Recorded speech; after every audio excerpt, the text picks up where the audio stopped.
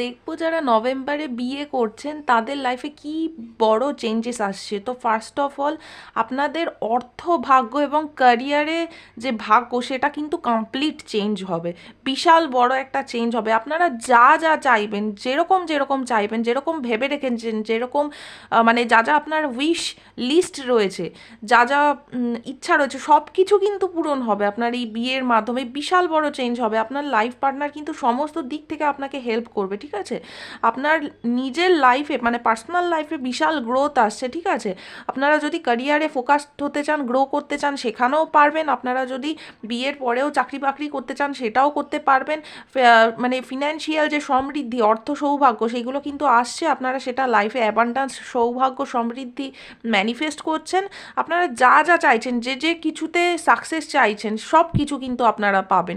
আপনাদের সমস্ত উইশ আর কি, ড্রিম কিন্তু ফুলফিল হবে।